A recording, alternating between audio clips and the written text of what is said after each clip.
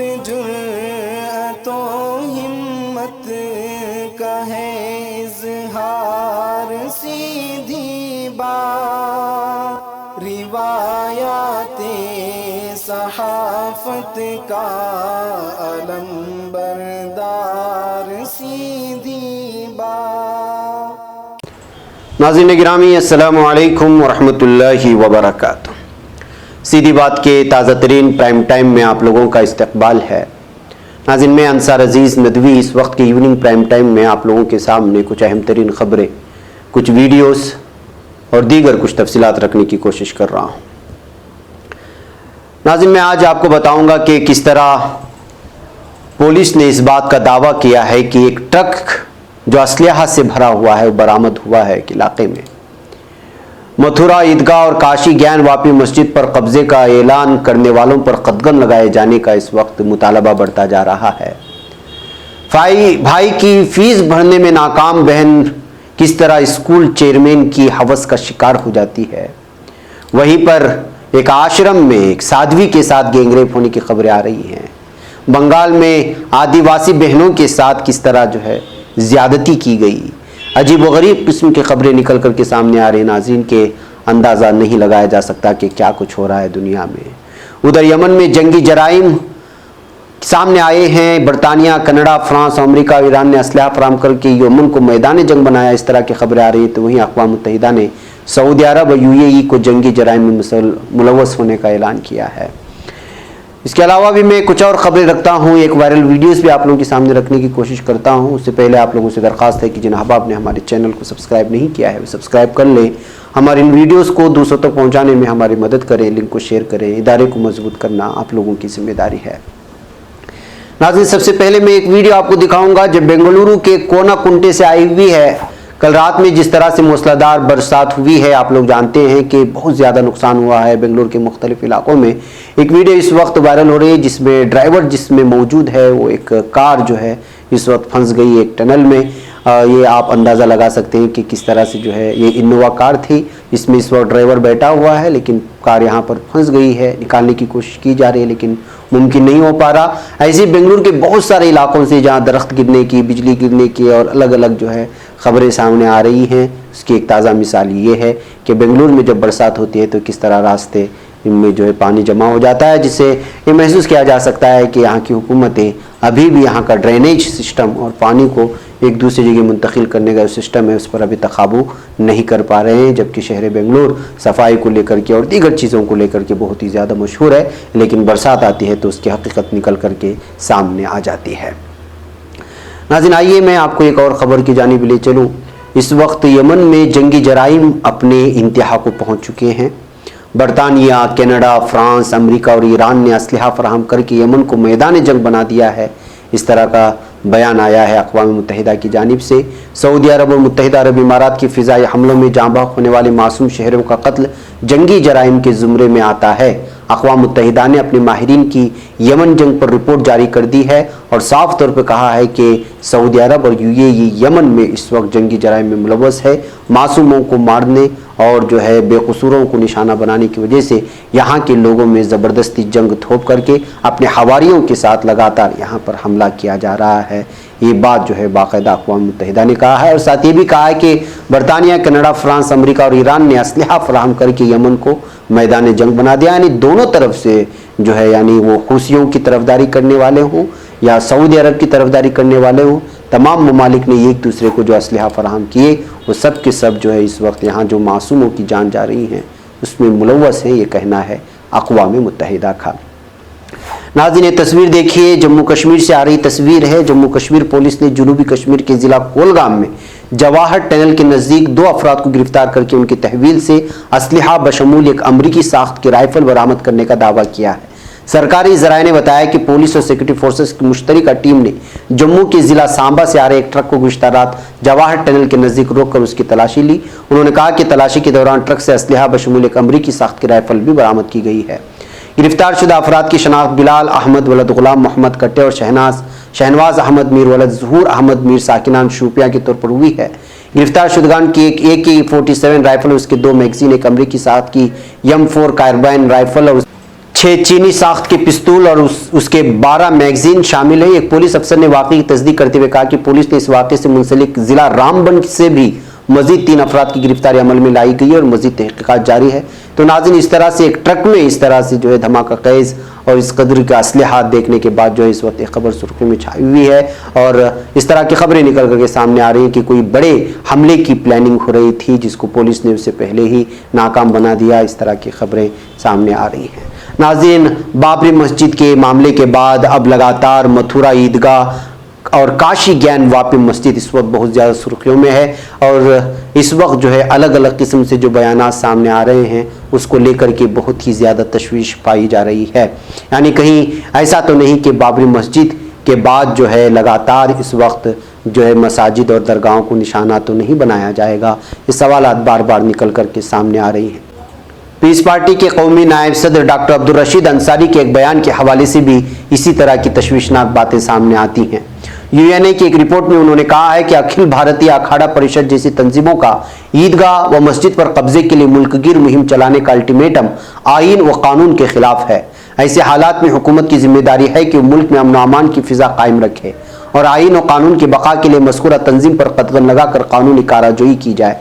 Piece party के कौमी नायब सदर डॉक्टर अब्दुल रशीद अंसारी उर्दू अखबार में ईदगाह व ज्ञान वापी मस्जिद पर कब्जे से मुताल्लिका शाया खबर पर रद्द-ए-अमल का इजहार करते एक प्रेस कॉन्फ्रेंस में ये बयान जारी किया है कि बयान में उन्होंने कहा, मुल्क की आज़ादी के बाद जब ये वाज़ेह कर दिया गया कि जो भी मजहबी मकाम जहाँ और जिस हालात में हैं उनसे छेड़छाड़ नहीं की जाएगी, यही नज़्म आईन और कानून में किया गया है। मगर बाबरी मस्जिद की शहादत के बाद अदालत का फैसला राम जन्मभूमि के हक में आने से कुछ शिद्दत पसंद तंजीमों की नज़र अब मथुरा की ईदगाह व काशी की ज्ञानवापी मस्जिद पर आ गई है। डॉक्टर अंसारी ने कहा कि जब मुल्क आज़ाद हुआ तो सिर्फ बाबरी मस्जिद के मामले को छोड़कर बकिया सभी मजहबी मकामात की हिफाजत के लिए कानूनी तौर पर ऐलान किया गया कि जो मजहबी मकाम जहाँ है वो कायम रहेंगे, उनके साथ छेड़छाड़ गैर कानूनी व गैर आईनी होगी। तो फिर क्या जवाज़ है कि अखिल भारतीय अखाड़ा परिषद किसके इशारे पर वो मज़कूरा मजहबी मकाम पर कब्जे के लिए मुल्कगीर मुहिम चलाने की बात कर रही है। उसका दावा है कि वो जल्द ही राम जन्मभूमि की तरह ईदगाह व ज्ञान वापी मस्जिद पर कब्जा कर लेगी। उर्दू अखबार में शाया खबर की मुजब अखिल भारतीय अखाड़ा परिषद के सदर महंत नरेंद्र गिरी की सदारत में प्रयागराज में दोनों मजहबी मकाम पर कब्जे के मुतालिक एक हंगामी इजलास गुज़िश्ता रोज मुनक़िद की गई, जिसमें एक करारदाद पास करके राम मंदिर तहरीक की तर्ज पर मथुरा ईदगाह व काशी की ज्ञानवापी मस्जिद पर कब्जे के लिए मुल्कगीर मुहिम चलाने का ऐलान किया गया और वाज़ेह किया गया कि राम मंदिर को आज़ाद करा लिया गया। अब मज़कूरा ईदगाह व मस्जिद को आज़ाद कराने का वक्त आ गया है। इधर बाबरी मस्जिद पर राम मंदिर के हक में अदालत का फैसला आने के बाद मुल्क की शिद्दत पसंद तंजीमें बाहौसला व पुराज़्म हो गई हैं कि वो ईदगाह व ज्ञानवापी मस्जिद पर कब्जा कर लेंगे। तारीख गवाह है कि बाबरी मस्जिद की शहादत व उससे कबल मुल्क की फिजा किस तरह खराब हुई थी, जिससे कई बेगुनाहों की जानें ज़ाय हुई थी और अरबों की मिल्कियत का नुकसान हुआ था। अब फिर वही शिद्दत पसंद तंजीमें मुल्क के अमन अमान को दरहम बरहम करने के लिए कोशा व खुलेआम चैलेंज कर रही हैं और हुकूमत खामोश वोट की सियासत में मसरूफ़ है। नाज़रीन, बीजेपी आईन और कानून की हिफाजत का हलफ लेकर इक़्तिदार में आई है। अब हुकूमत की जिम्मेदारी है कि वो मजहबी मकाम की आईनी व कानूनी तौर पर हिफाजत के लिए अखाड़ा परिषद जैसी तंजीमों पर पाबंदी लगाकर कानूनी कार्रवाई करे। उन्होंने कहा कि पीस पार्टी मथुरा ईदगाह व काशी की ज्ञानवापी मस्जिद के तहफ़्फ़ुज़ के लिए आईनी व कानूनी तौर पर हर मुमकिन कोशिश करेगी। तो नाज़रीन, साफ तौर पर आपको मालूम है कि इस वक्त बाबरी मस्जिद के बाद लगातार इन मसाजिद को लेकर के किस तरह से मीटिंगें चल रही हैं और उसके बयानात भी अलल ऐलान इस वक्त अखबारात में शाये हो रहे हैं। इसको लेकर के इस वक्त एक बहुत बड़ा तबका तशवीश में मुब्तला हो चुका है। नाज़रीन, हिंदुस्तान में इस वक्त अलग अलग किस्म की खबरें आती हैं, बिलखुसूस जिस तरह की ज़िना बिल जब्र की खबरें आती हैं और अलग अलग अंदाज में जो ख़वातीन के इस्तेहसाल की खबरें आ रही हैं, वो वाकई में अचंभे में डालने वाले हैं और हमारे माशरे और तबका और इंसान की सोच किस तरह गिरीफ भी है और किस हालत को ला करके खड़ा कर दी गई है। इस वक्त जो मैं 2-3 न्यूज़ आप लोगों के सामने पेश करूँगा उससे आप अंदाज़ा लगा सकते हैं। जी हाँ, भाई की फीस भरने में नाकाम एक बहन स्कूल के चेयरमैन की हवस का शिकार बनी हुई है। ये खबर उत्तर प्रदेश से आ रही है। कोरोना लॉकडाउन में स्कूलों के जरिए सरपरस्तों पर फीस वसूलने का दबाव बनाने के मामले लगातार सामने आ रहे हैं, लेकिन उत्तर प्रदेश की ग्रेटर नोएडा में एक ऐसा मामला सामने आया जिसके बारे में सुनकर हर कोई हैरान है और इस बात को लेकर कि बहुत ही ज़्यादा खौफ में मुब्तला हो रहा है कि किस तरह से इस्तेहसाल किया जा रहा है। यहाँ एक स्कूल के चेयरमैन पर असमत दरी का इल्ज़ाम आयद किया गया। बताया जाता है कि स्टूडेंट की फीस नहीं जमा करने की सूरत में उसकी बहन को स्कूल चेयरमैन ने अपनी हवस का शिकार बनाया। मुतासिरा के बयान पर पुलिस ने मामला दर्ज कर लिया और मुलजिम की गिरफ्तारी भी अमल में आ गई है। स्टूडेंट की बहन के मुताबिक स्कूल के चेयरमैन ने उसे टीसी देने के बहाने स्कूल में बुलाया और उसके साथ असमत दरी की। मुतासिरा के मुताबिक उसका भाई 8वीं क्लास में पढ़ता है। लॉकडाउन की वजह से वो अपने भाई की फीस नहीं जमा करा पाई थी। ऐसे में स्कूल के मालिक ने फीस जमा करने को लेकर के उनकी फैमिली पर दबाव बनाना शुरू कर दिया था। स्टूडेंट की 20 साल बहन स्कूल के मालिक से कई बार मिली। उसने बताया कि माशी बदहाली की वजह से फीस नहीं भर पा रहे हैं। उसने स्कूल मालिक से फीस माफ करने की अपील भी की थी, लेकिन पुलिस में दर्ज शिकायत के मुताबिक स्टूडेंट की बहन 4 सितंबर को फीस माफ कराने के लिए स्कूल गई, लेकिन इसी दौरान स्कूल के चेयरमैन ने उसके साथ असमत दरी की। साथ ही चेयरमैन ने मुतासिरा को इस बारे में किसी से ना बताने के लिए कहा और धमकी भी दी कि अगर इसने इस बारे में किसी को बताया तो उसे जान से भी मार देगा। तो नाज़रीन, ये है कि किस तरह से इस वक्त जो है कोरोना बहरान के दरमियान गुर्बत बढ़ गई है, लोगों के पास रोजगार नहीं है, लोग अपने बच्चों की मुस्तकबिल को लेकर के भी परेशान हैं, स्कूली हालात भी ठीक नहीं हैं। इस हालात में जब इस तरह की खबरें आती हैं तो जो ये बहुत ही परेशान कुन होती हैं। आइए मैं ऐसे ही एक और वारदात में आपको सुनाऊं कि किस तरह SC ST से ताल्लुक़ रखने वाले लोगों को, आदिवासियों को, उनके साथ जो है जिनसी इस्तेहसाल किया जा रहा है। मगरबी बंगाल के जलपाईगुड़ी जिले में 2 नाबालिग आदिवासी बहनों के साथ मुबैना तौर पर गैंग रेप किया गया, जिसके बाद एक बहन ने खुदकुशी कर ली जबकि दूसरी लड़की की हालत नाजुक बताई जा रही है।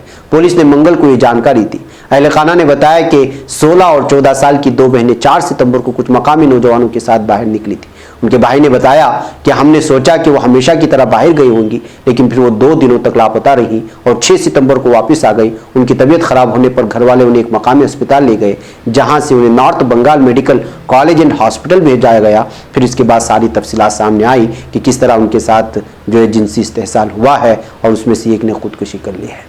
तो नाज़रीन, ये तफसीलात में मैं जाना नहीं चाहता, लेकिन ये खबरें आप लोगों के सामने रखने का मकसद ये है कि इस वक्त जो है पसमानदा तबक़ात आदिवासियों के साथ किस तरह से जुल्म जब्र लगा हुआ है और हमारा मीडिया क्या कर रहा है। मैं आपको बताता हूँ, इससे कबल एक और ख़बर आप लोगों के सामने रखूँ कि एक 30 साला ऐसी औरत जो एक आश्रम में, जिसको आश्रम की साध्वी थी, आश्रम में घुस करके उसके साथ जो है जिना बिल जब्र किया गया है।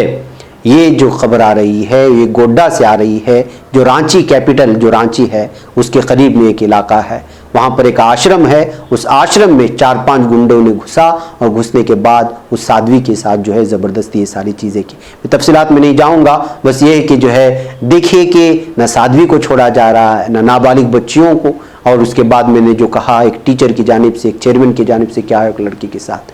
ये सारे वो ग्राउंड रियलिटी हैं जो इस वक्त भारत के अलग अलग रियासतों से निकल करके आती हैं। कहीं सैलाब की वजह से परेशान हाली, कहीं जराइम की वजह से लोग परेशान हैं। यूपी और हरियाणा और दीगर इलाकों से जो खबरें आ रही हैं वो बहुत ही तशवीशनाक है। ऐसे हालात में पता है हमारा मीडिया क्या कर रहा है, इस वीडियो को देखिए। आज आपको पता है कि जो है कंगना रनावत की ऑफिस को गिरा दिया गया, और इस दरमियान में जो गिराए थे वो वहाँ की कॉरपोरेशन के वो लोग थे जो उससे मुताल्लिक थे। लेकिन मीडिया को मिल गया एक पोस्टमैन, और जब पोस्टमैन उनको मिल गया और वो कह रहा है कि मैं पोस्टमैन हूँ, तो ये पूरा मीडिया उसके पीछे पड़ गया कि भाई आपने क्यों घर गिराया। अब आप इस रिपोर्ट को देख करके हंसेंगे या सहाफ़त पर आप अपनी लानतें भेजेंगे या किस तरह की रिपोर्टिंग है क्या कहेंगे, आप खुद इस वीडियो को सुने। और ये जो सहाफ़त इस वक्त चल रही है ज़मीनी सतह पर, जो रियलिटी है उसको दिखाने के बजाय एक ही न्यूज़ के पीछे किस कदर पड़े हुए हैं। चलिए सही दिखाते वो तो दूर की बात, ये एक खाकी ड्रेस में मौजूद पोस्टमैन को पकड़ करके पूछ रहे हैं कि भाई आप कंगना के ऑफिस को क्यों गिराया, और वो चिल्ला चिल्ला करके कह रहा है कि भाई मैं तो पोस्टमैन हूँ, मेरा इससे कोई लेना देना नहीं। लेकिन इसके बावजूद मीडिया क्या सवाल करता है, ये वीडियो देखिए और यहाँ की सहाफ़त पर लानत भेजिए। मुझे यहाँ पर इजाज़त दें। अस्सलाम वालेकुम रहमतुल्लाहि व बरकातुहू। क्या है सब? गवर्नमेंट के मामले में क्या गवर्नमेंट के मामले नोटिस दिखाई? आपने क्यों तोड़ा? हमने नहीं तोड़ा। मैं पोस्टमैन हूँ। क्यों तोड़ा? और क्या किया उसने? मैं उसने पोस्टमैन क्या हूँ, किया? मुझे नहीं कंगना ने मालूम। क्या किया? कंगना ने क्या किया? क्या किया कंगना ने? तुम लोग एक लेडीज को सब मिलकर डाल खबर पढ़ने का तुमने भी अजब अंदाज पाया है, रवादारी के जज्बे ने भी तुम पे नाज पाया है। इसी रह में मुहब्बत पाया है तुम्हें हर अंजुमन में हमने तो मुमताज पाया है, मुमताज पाया है। तुम्हीं से है तरक्की पर अजीज अंसार सीधी बात, अजीमत जुर्अतों